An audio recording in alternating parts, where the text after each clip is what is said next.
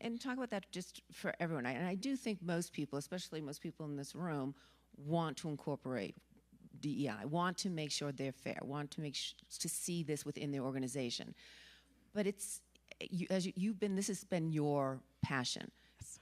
Some are just starting out, some are ahead of the game, some are not even there yet. I mean, there's lots of different levels, but it's not to say that not everyone is maybe wanting to get to a point. So for that person who's just getting going with it, or just really, because you want to do it authentically. I mean, I mentioned that earlier. You don't want to just throw it out there, be a flash in the pan, and then, because then it's even worse. The public will respond to you. Mm-hmm.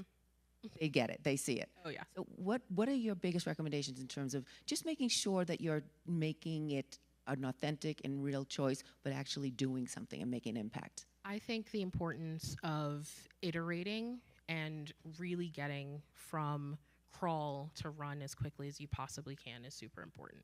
Being able to say, today we will just modify our allow list. Tomorrow we will build specific placements to help increase that spend. The day after we will work towards measurement and allowing for the biases that may exist because the spend's not necessarily there that will then downweight against these publishers, to switch that around and say, you know what, we will make a concerted effort to spend X percentage within our media buys, give that a different KPI, and then figure out that new baseline with the mixture of that media, et cetera.